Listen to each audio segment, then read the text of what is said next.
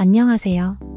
지루성 피부염으로 고생하고 계신 분들 정말 많으시죠? 저도 진료하면서 하루에 몇 명씩은 꼭 만나게 됩니다. 그런데 참 안타까운 건 이분들이 하나같이 이렇게 말씀하신다는 거예요. 선생님, 저는 정말 온갖 연고를 다 발라봤는데도 안 나아요. 심지어 면역력을 높인다는 건강식품까지 먹어봤는데 오히려 더 심해졌어요. 그럴만합니다.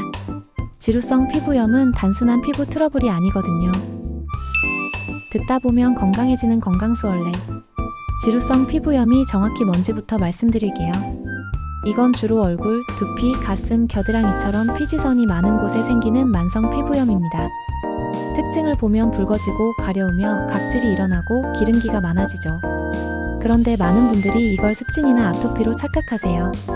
실제로 A씨 같은 경우도 그랬어요.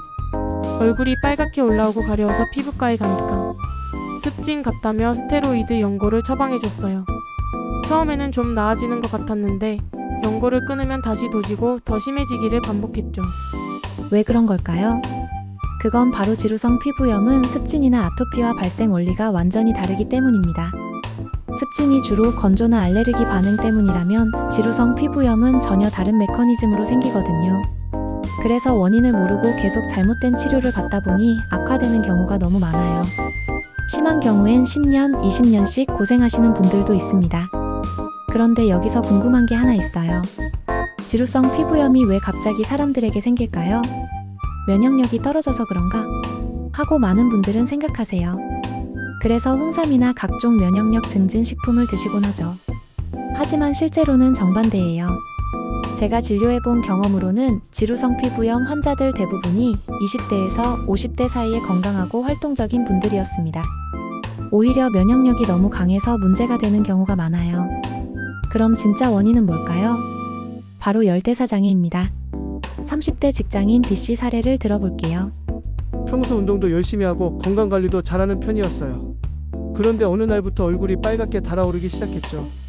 특히 회사에서 스트레스 받거나 술 한잔 마시면 얼굴이 화끈화끈 달아올랐어요. 처음엔 술 때문인가 싶어서 금주도 해봤고 스트레스 때문인가 싶어서 요가도 다녀봤어요. 하지만 소용없었죠. 알고 보니 B씨의 몸은 열이 위쪽으로만 치솟고 아래쪽은 차가운 비정상적인 상태가 되어 있었어요. 머리와 얼굴은 뜨겁고 손발은 차가운 거죠. 이런 열순환 장애가 바로 지루성 피부염의 핵심 원인입니다. 그럼 이제 지루성 피부염이 어떤 모습으로 나타나는지 구체적으로 살펴볼까요? 크게 4가지 타입으로 나눌 수 있어요. 첫 번째, 홍조형입니다.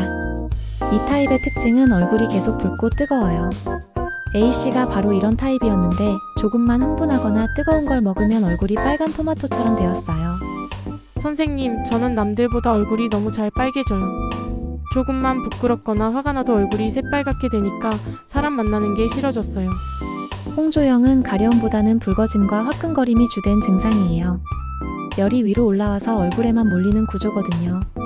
두 번째는 습진형입니다. 이 타입은 진물과 각질이 동반돼요. 주로 눈썹 사이, 코 옆, 턱 부분에서 진물이 나오고 피부가 손상되죠. B씨는 홍조형에서 시작해서 습진형으로 발전한 케이스예요. 아침에 일어나면 베개에 진물 자국이 묻어있고 세수할 때마다 각질이 우수수 떨어졌다고 하더라고요. 처음에는 아토피인 줄 알았는데 알고 보니 지루성 피부염이었죠. 베개를 갈아도 계속 더러워져요. 각질은 또 얼마나 많이 떨어지는지 정말 스트레스 받았어요. 세 번째는 구진형이에요. 이건 좁쌀 여드름처럼 작은 돌기들이 생기는 타입입니다. 만져보면 거칠고 오돌토돌한 느낌이 나죠. C씨가 바로 이런 경우였어요.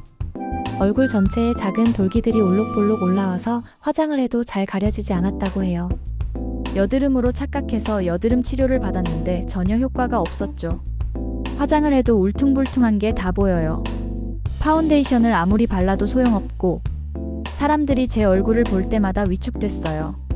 마지막 4번째는 감염형, 즉 악화형입니다.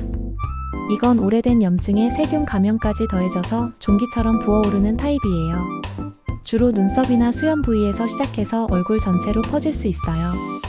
A씨는 처음에는 단순한 홍조형이었는데 몇 년간 잘못된 치료를 받다 보니 감염형으로 악화됐어요.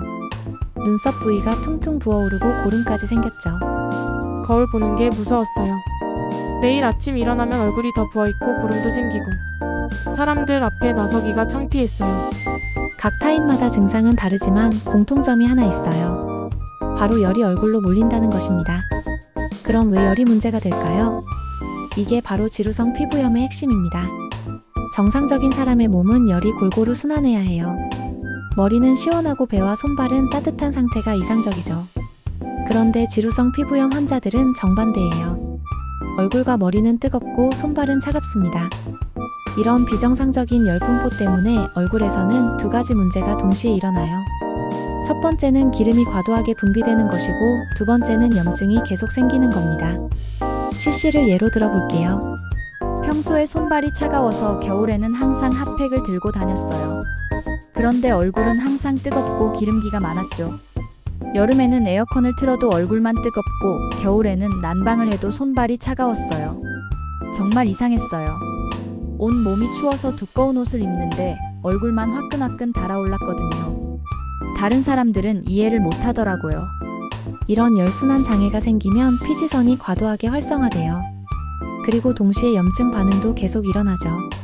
결국 기름기 많은 피부에 염증이 겹치면서 지루성 피부염이 되는 겁니다. 더 심각한 건 이 상태가 계속되면 피부 장벽이 약해진다는 거예요. 그러면 외부 자극에 더 민감해지고 세균 감염까지 생길 수 있어요. 그럼 이제 지루성 피부염을 악화시키는 요인들을 자세히 살펴볼까요? 이걸 알아야 피해갈 수 있거든요. 첫 번째는 음식입니다. 매운 음식, 기름진 음식, 알코올이 가장 큰 문제예요. A씨는 이렇게 말했습니다. 떡볶이 먹고 나면 얼굴이 불덩이가 돼요. 그래도 너무 좋아해서 못 끊겠더라고요. 그런데 먹을 때마다 후회했어요. 알코올도 마찬가지예요. 회사 회식 때마다 맥주 한 잔만 마셔도 얼굴이 새빨갛게 되고 다음 날까지 붓기가 빠지지 않았다고 해요. 두 번째는 환경적 요인이에요.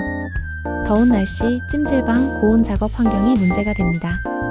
B씨는 요리 관련 일을 하는데 뜨거운 주방에서 일할 때마다 증상이 악화됐어요. 주방에서 일하는 게 제 직업인데 일할 때마다 얼굴이 빨갛게 달아올라요. 동료들도 걱정할 정도였어요. 직업을 바꿔야 하나 싶을 정도로 심했어요. 세 번째는 화학적 자극입니다. 염색약, 화장품, 심지어 자외선 차단제까지도 문제가 될 수 있어요. C씨는 새로운 화장품을 바꿀 때마다 얼굴이 따갑고 빨갛게 됐다고 해요. 화장품 바꾸는 게 무서웠어요.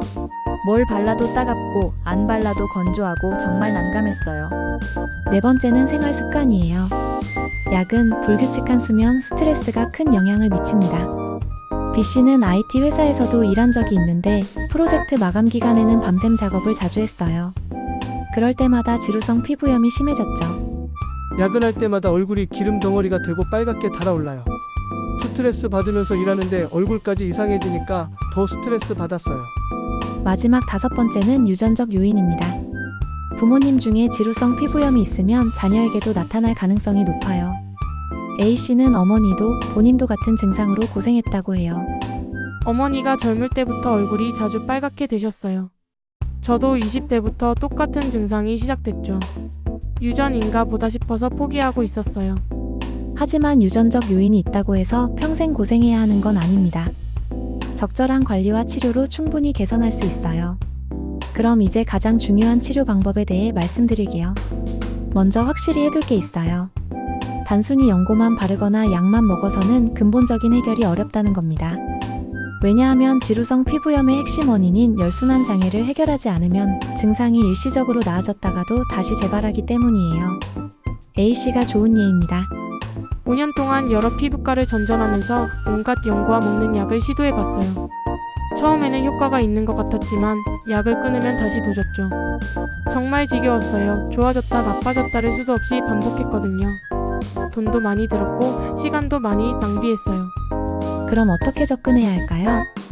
첫째, 생활습관 개선이 필수입니다. 무엇보다 열을 올리는 요인들을 피해야 해요. 매운 음식, 기름진 음식, 알코올을 줄이고 충분한 수면을 취해야 합니다. 스트레스 관리도 중요하죠. B씨는 생활습관만 바꿔도 50% 이상 개선됐어요. 매일 밤 11시 전에 잠자리에 들고 매운 음식을 끊고 주 3회 규칙적인 운동을 시작했더니 얼굴 홍조가 눈에 띄게 줄어들었어요. 둘째, 음식 조절이 중요합니다. 열을 내리고 순환을 도와주는 음식을 드시고 열을 올리는 음식은 피하세요.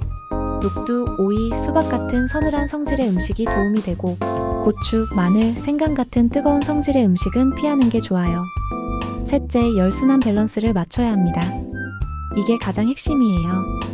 한의학적으로 보면 간열, 위열, 신열 등 각자의 체질에 따라 열이 쌓이는 부위가 다릅니다. 그래서 개인별 맞춤 치료가 필요해요. A씨는 간열 타입이었는데 스트레스 받으면 얼굴이 빨갛게 달아올랐어요. 간에 열을 내리는 치료를 받으니 홍조가 현저히 줄어들었죠. C씨는 위열 타입이었어요. 기름진 음식을 먹으면 바로 얼굴에 기름이 줄줄 흘렀는데 위에 열을 내리는 치료로 많이 개선됐어요. 넷째, 정상적인 열 분포를 회복해야 합니다. 목표는 간단해요. 얼굴은 시원하게, 손발은 따뜻하게 만드는 겁니다. 이를 위해서는 상체의 열을 아래로 내려보내는 순환 치료가 필요해요. B씨는 치료 전에는 항상 얼굴이 뜨겁고 손발이 차가웠는데 6개월 치료 후에는 얼굴 열감이 사라지고 손발이 따뜻해졌어요. 그러자 자연스럽게 지루성 피부염도 좋아졌죠. 정말 신기했어요. 얼굴이 시원해지니까 피부도 좋아지고 손발이 따뜻해지니까 몸 전체가 편해졌어요. 지금까지 지루성 피부염에 대해 자세히 알아봤습니다. 기억하세요. 지루성 피부염은 단순한 피부 문제가 아닙니다. 몸 전체의 열순환 균형이 무너졌다는 신호예요. 그래서 연고나 약물만으로는 근본적인 해결이 어려워요. 하지만 포기하지 마세요. 원인을 정확히 알고 체계적으로 접근하면 충분히 해결할 수 있습니다. 생활습관 개선, 음식 조절, 그리고 열순환 밸런스 회복을 통해 건강한 피부를 되찾을 수 있어요. 몸은 이미 답을 알고 있습니다. 다만 우리가 그 신호를 제대로 읽지 못했을 뿐이에요. 이제 올바른 방향으로 치료받으시길 바라고 하루빨리 건강한 피부를 되찾으시길 응원합니다. 감사합니다.